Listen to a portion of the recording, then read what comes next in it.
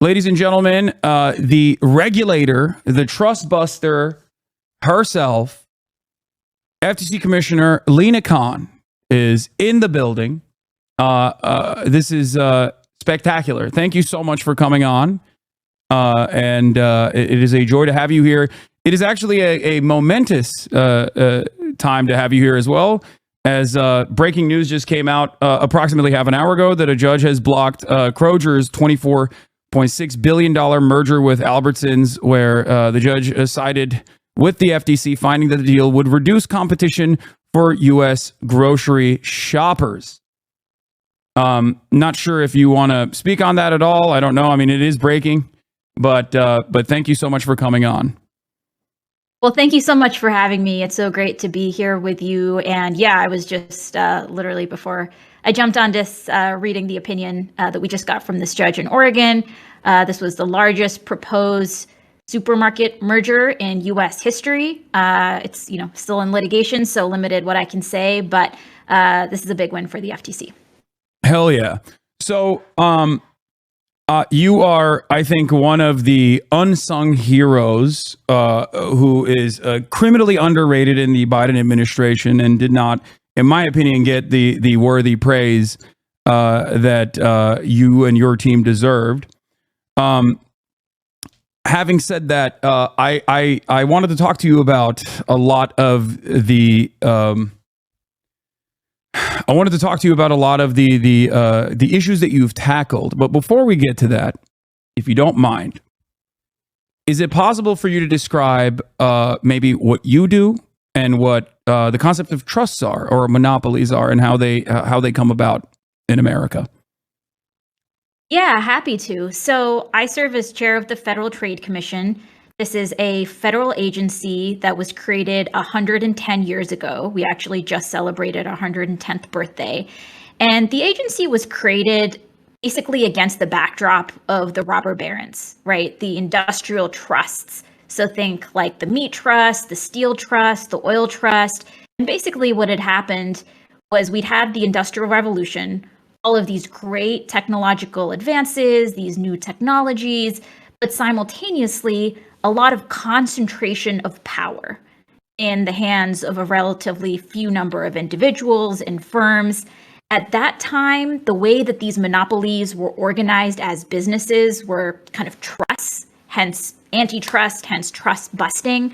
But the basic idea was really one that goes back to all the way to the founding, which was if what we care about is Americans being free and having real liberty and not having to worry about the arbitrary exercise of power, you need to have safeguards against the state. And our Constitution does that in terms of checks and balances.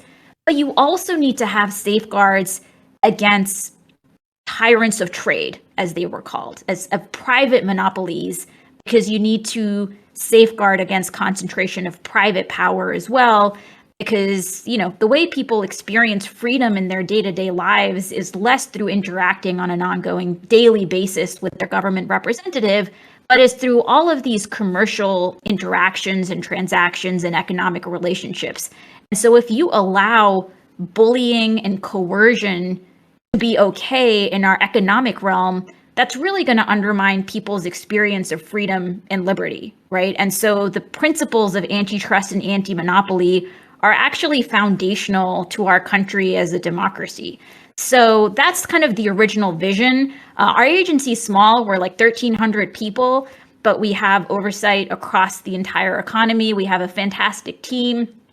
Under this administration, we've really been trying to reinvigorate how the agency enforces the law, uses its tools, and really turn the page on a approach since the Reagan years that had assumed that kind of big is always better and that somehow monopolies are going to deliver lower prices and be better for us. And I think we're just living with reams of reality that contradict that. And so we need to update how we enforce the law too. Can we talk about that a little bit? Because I feel like this is directly against the normal understanding of trust, both universally in other OECD nations, but also specifically in America, throughout American history.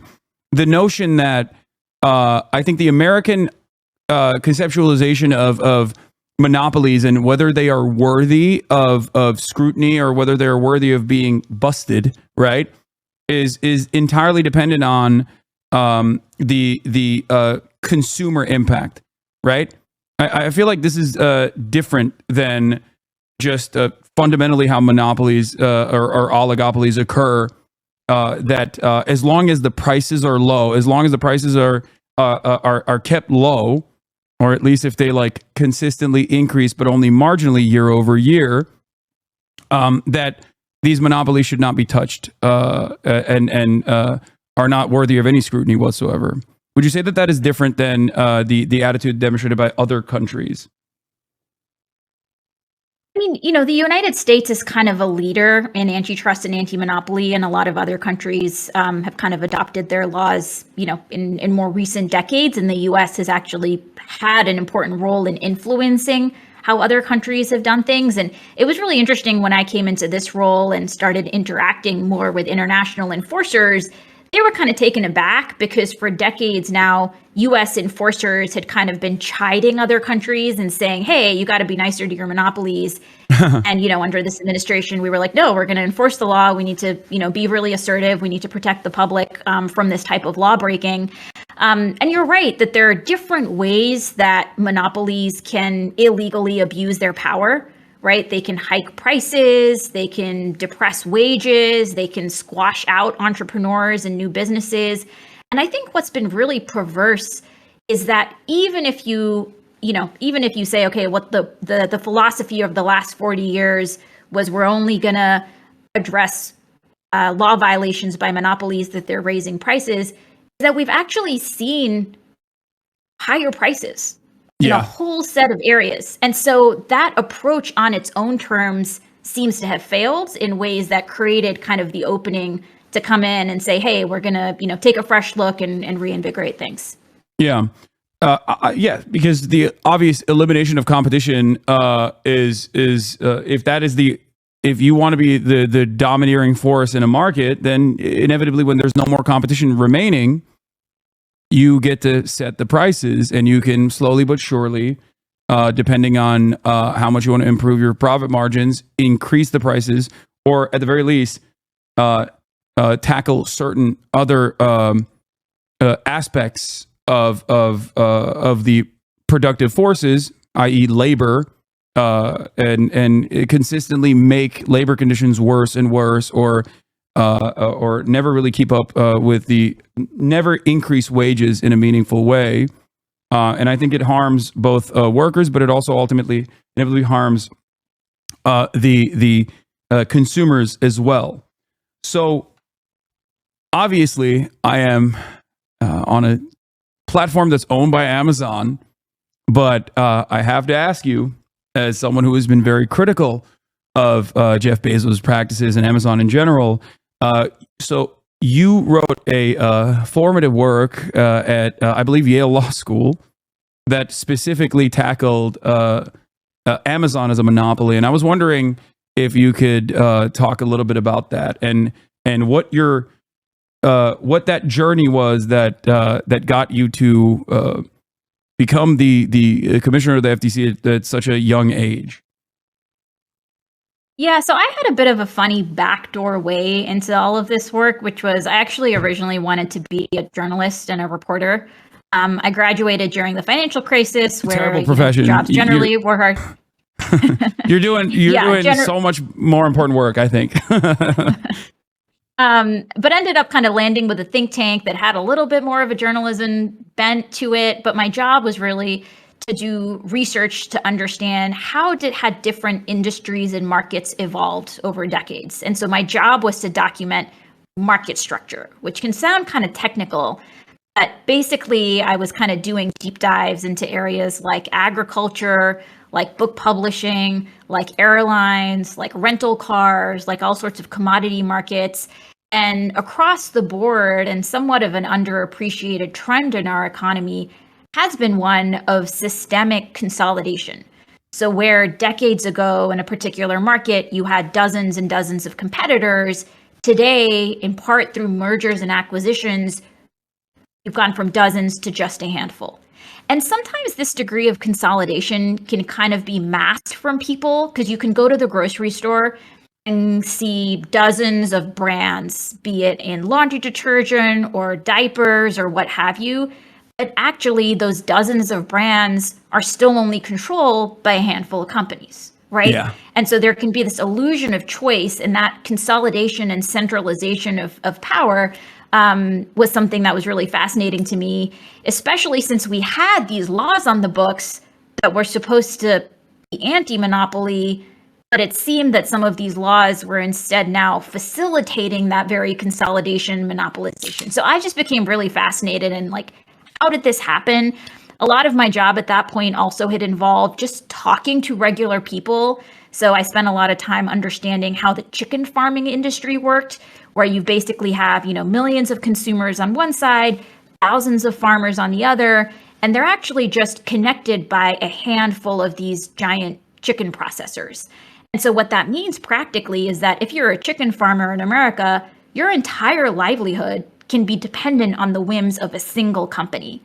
And talking to these chicken farmers, you sensed a real sense of fear, honestly, about not wanting to get on the wrong side of this firm, about waking up one day and getting handed the sickly chicks instead of the healthy ones. And it was just an exercise of arbitrary power that our nation and our values are supposed to be against. And so fast forward, I decided to go to law school, ended up writing this paper that was in part informed by the conversations I had with investors and the small businesses that were selling on Amazon.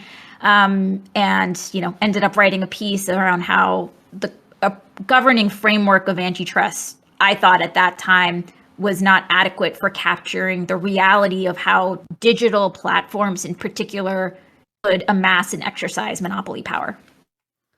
One of the predatory practices of Amazon that's like pretty obvious for people is routinely trying to purchase using the algorithm that they have inside of their sales structure to figure out like what products are actually working really well, and then as far as I understand, either trying to buy out these companies in its entirety, or if they don't play ball, if they want to retain ownership over their product, like creating an alternative product.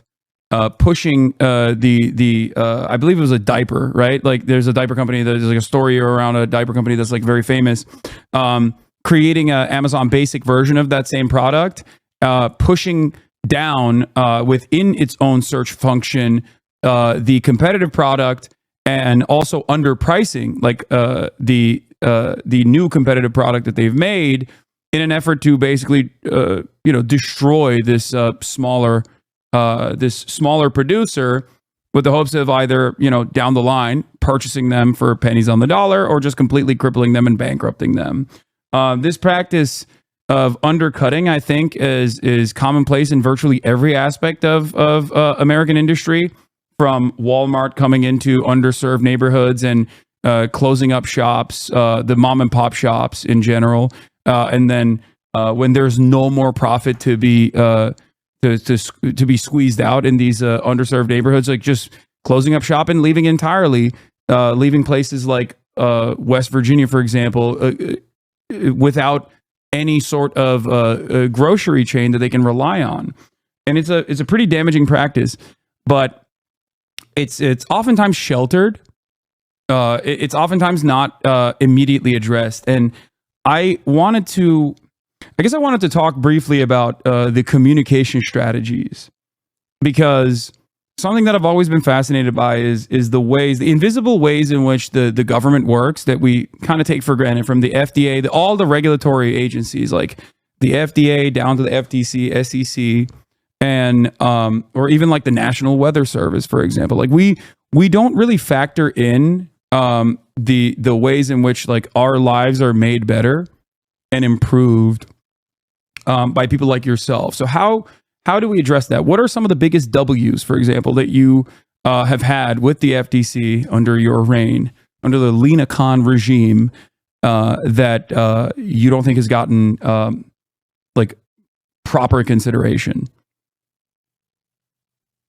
Yeah, I mean, look, it's been a thrilling, 3.5 years, and I've been really fortunate to have a fantastic team at the agency. And honestly, we have delivered W after W for the American people. We took on patenting abuse, where we found that inhalers have been around for decades, but Americans are still paying hundreds of dollars for them, and generics have not been able to come into the market as much. Our team took a close look and figured out that part of why that is that some of these inhaler manufacturers are listing patents for things like the little piece of plastic on your inhaler. Yeah. And so we called that out. And then 3 of the 4 big inhaler manufacturers said they're going to drop how much Americans pay down from hundreds of dollars to just $35. We've taken on non-compete clauses. These are the contractual provisions in people's employment contracts that say, even after you leave your current employer, you can't go work for certain competitors. You can't go start your own competing business. These non-competes started off in the boardroom, but they now, are in employment contracts for janitors, security guards, fast food workers, people making minimum wage, doctors across the country, healthcare professionals across the country. And so we've taken on these coercive contracts. We passed a rule that would eliminate them. We've taken law enforcement action, resulting in thousands of non-competes being dropped. We're also just taking on some of the daily indignities that people experience. It can feel like just being a consumer in America today just does involve all of these small obstacles and barriers that really grate on you. Just to give you a few examples, we finalized a rule that would require companies make it as easy to cancel a subscription as it is to sign up for one, because we've seen that as more and more companies are switching to service-based revenue and subscriptions, they have an incentive to make it super easy to sign up and then absurdly difficult to cancel. And we've brought lawsuits, including against Amazon, against Adobe, against a whole set of companies that deliberately thwarted people being able to cancel. And this means that these companies are taking tens, if not hundreds of dollars from people a month for subscriptions that they no longer want, right? And nobody should be stuck paying for a service that they want to exit. We've also been putting money back in people's pockets. Actually, just yesterday, we announced that we're starting to send back checks to people that were tricked by Epic Games. We brought a lawsuit against Epic, finding that they had basically, led people to make purchases they didn't intend. Kids were racking up, hundreds of thousands of dollars in charges. So we brought a lawsuit there. We're sending back, we just sent back $72 million is the first tranche of money back. We've been going after data brokers, which surveil Americans and collect all sorts of sensitive data, like your medical history, your precise geolocation, your browsing history, making sure that there are some kind of rules of the road there and how this sensitive data gets used, and making sure it's not exploited. So, we've done that. We've taken action across healthcare markets, across grocery markets, wanting to make sure that our markets are fair and open and competitive. That's that's a W after W. So do you feel like there is a way to properly communicate these things to the broader public? Like, if we're going to be super serious, I know you're a government official, so I don't know, how much, like, what you can say in an official position, in an official capacity, but like, do you feel like the coverage on this has been sufficient? Because I was rather shocked to see you on 60 Minutes, if I'm being honest. Like, you rarely ever see invisible government employees be prominently displayed like this. But do you feel like this is a good thing? Do you feel like it was enough? Should there be more of it? These are the questions I have for you. Yeah, look, I made it a priority to really engage broadly with kind of media across the entire landscape.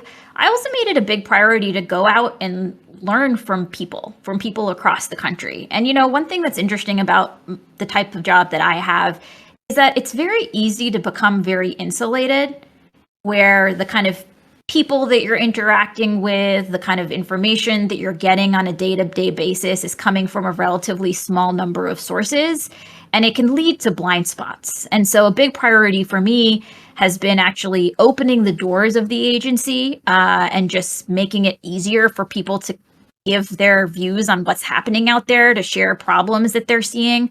So we started doing these regular open commission meetings where anybody in America can come and talk to me and my 4 colleagues as commissioners, tell us what they're seeing. We have, franchisees come, people who drive for ride sharing companies. We've heard from people who have lost family members who were rationing insulin because it's so expensive. We've heard from people who have kids are suffering from abuse on social media. I mean, just like the full landscape. And we've also done listening sessions across the country. So we've gone to places like Baraboo, Wisconsin. And, we went to Colorado to listen to farmers. We went to Kansas City to listen to independent pharmacists.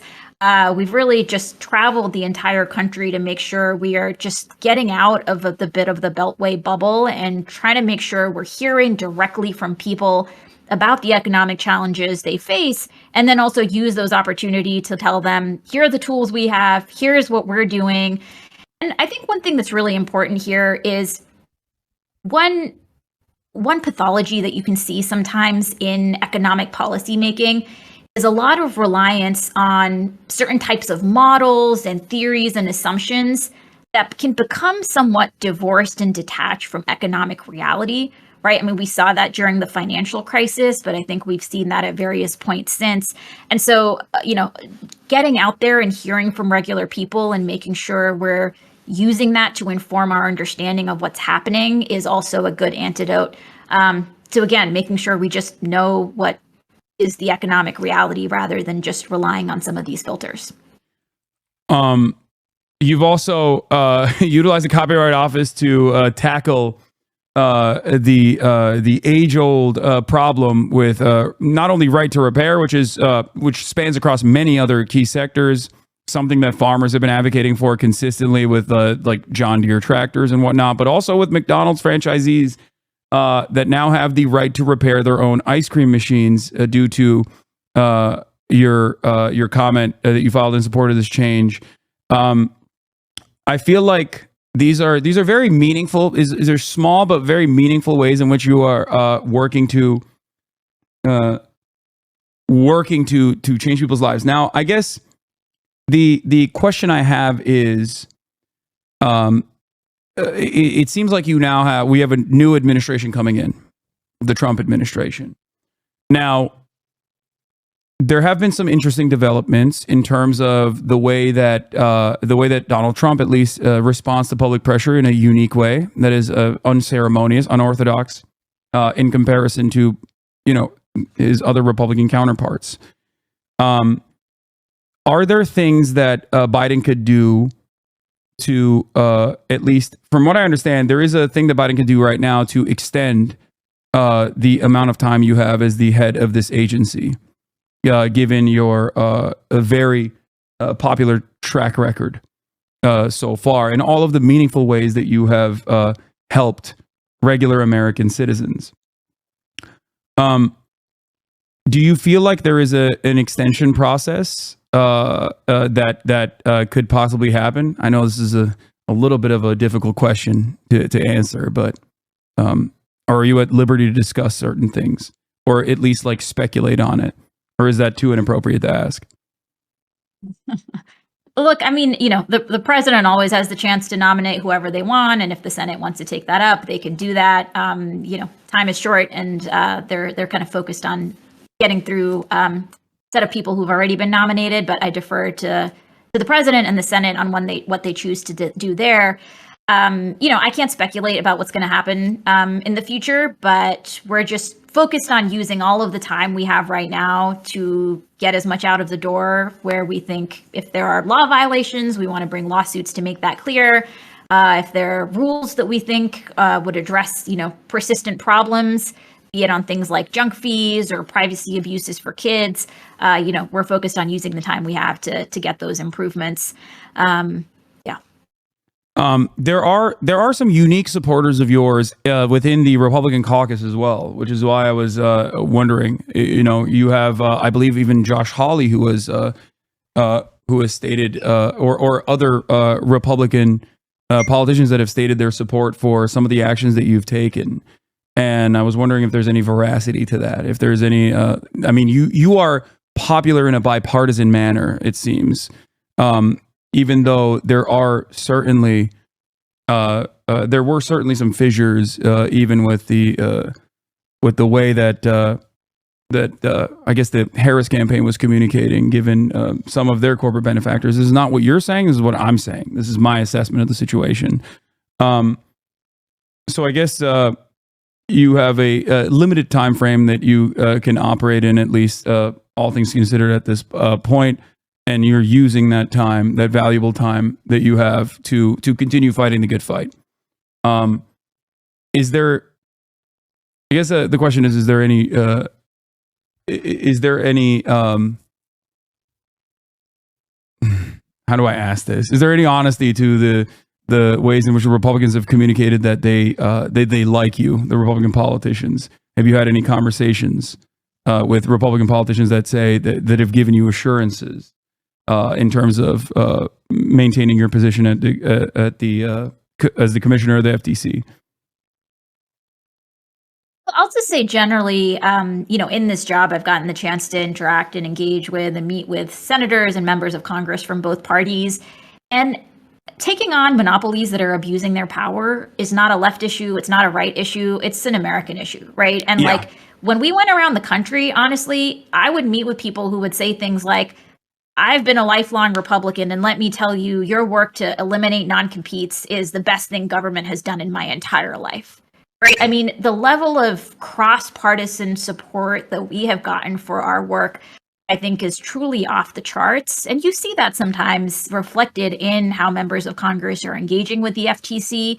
I hear from a lot of members that are very worried, especially those that represent rural districts in red states, about how Main Street is just getting decimated. And so you have independent groceries, independent pharmacies getting pushed out of business, not because their communities don't love them and depend on them and frequent them, but potentially because of illegal business practices somewhere else in the supply chain.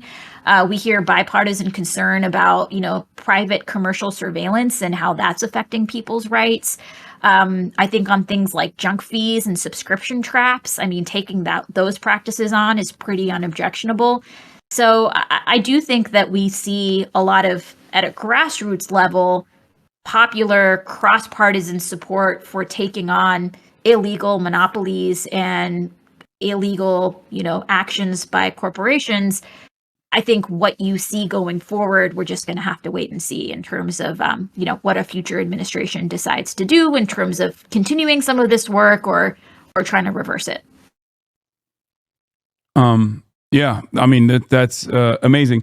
So one of the areas of interest for you has also been healthcare, and I was wondering if you have any initiatives lined up for that as well. If you want to speak on that, seemingly this is a point of concern for a lot of Americans that are, experiencing the many different awful aspects of for-profit healthcare in general, and the ways in which a lot of these healthcare providers have utilized the exact same vertical and horizontal integration to drive up costs and to offer inadequate care and engage in some of these other illegal business practices. Yeah, healthcare has been one of the top priorities during my time at the commission, just because, this is not discretionary purchase for people. Like, this is oftentimes life or death in some of people's scariest moments. So there are a few aspects of our work here. One is we've been taking on hospital mergers. There have been just decades of mergers between hospitals, and there's a lot of research showing that after hospitals merge, prices go up and quality of service goes down. It also can contribute to things like hospital deserts, especially in rural parts of the country. Yeah. We've also been focused on this issue of private equity coming into healthcare, where you have these, New York-based private equity firms that will come in and do these things called roll-ups, where they kind of buy series by series these whole set of smaller, say, anesthesiology practices or other firms that in the aggregate has rolled up and consolidated the whole market. So we brought a lawsuit last year against one of these private equity roll-ups that happened in the anesthesiology market, where this company came in, rolled up these anesthesiology providers, and then jacked up the prices. That was something that had been a bit more under the radar, and we've kind of shed more of a light on it. We're also looking just more generally at what are the drivers of higher drug prices for people, right? I mean, we know as a country, we spend more on healthcare and get worse outcomes, and people are paying more, especially for drugs that cost a fraction somewhere else. So I mentioned what we're doing in terms of scouring for patent abuse. And so what we did for inhalers, we've also now trying to do for EpiPens and things like Ozempic.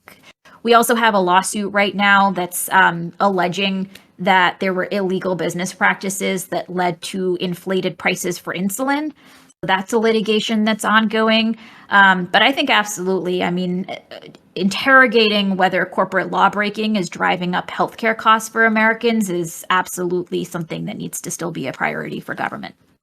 It seems that in 1995, there were 60 leading pharmaceutical companies, but mergers since then have reduced that number to just 10. And it seems that mergers are continuing.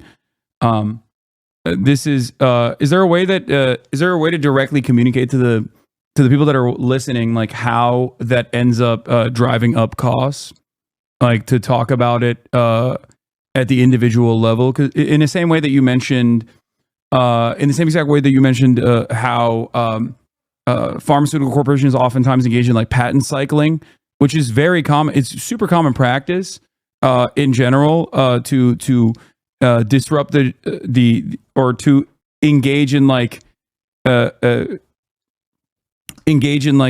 patent ownership over an extended period of time.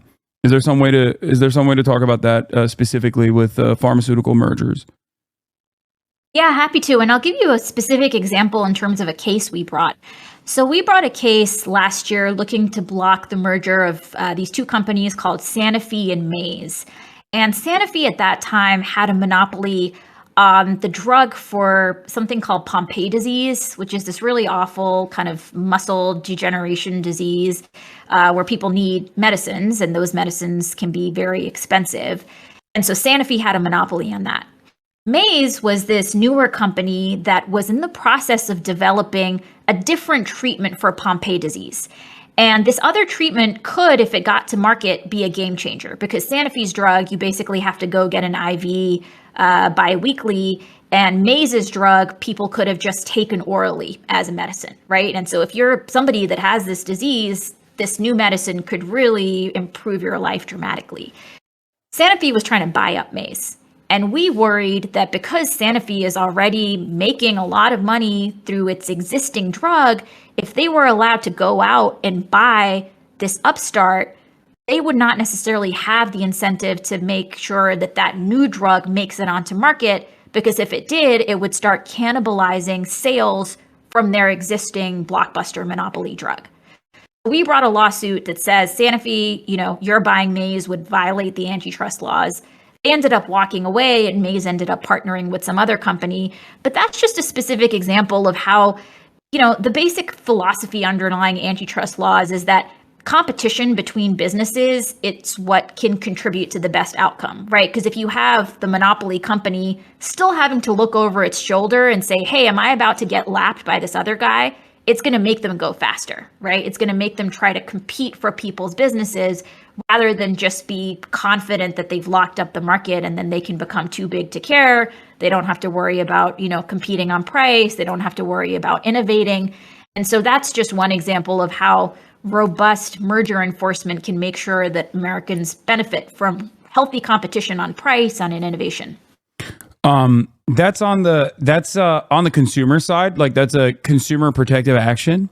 But I think it's also important to recognize the labor side of this equation as well. And I was wondering if you could at least speak a little bit. I know the decision just came down on the Kroger. Sorry, I always call it Kroger.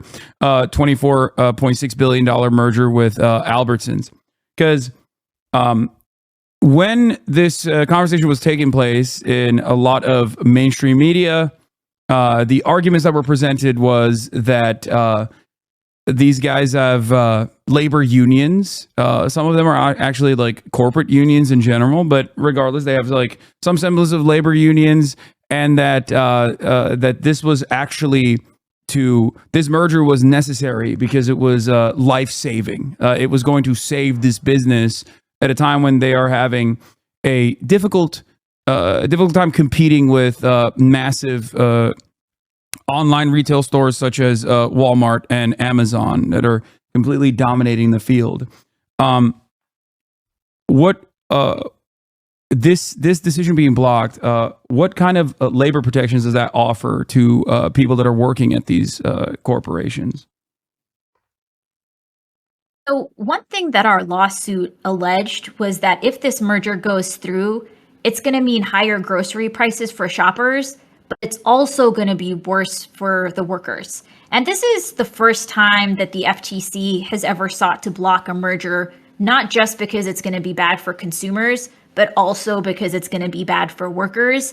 And, especially in recent decades, antitrust enforcers had not really been focused on the worker harms as much, and that's something we've really looked to change. So the complaint lays out how previously, when there has been competition between Kroger and Albertsons, that the workers at each store were able to use that competition as leverage when they were trying to bargain.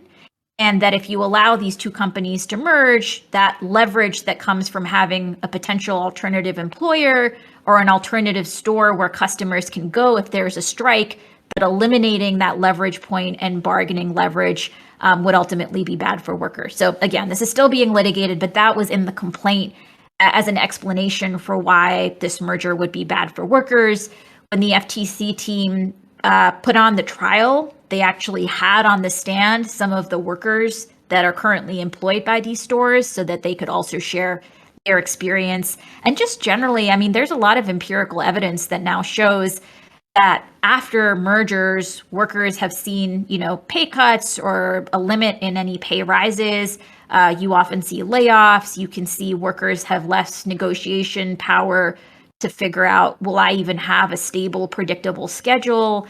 And so, these are all dimensions of competition on the labor front that are important to protect for people.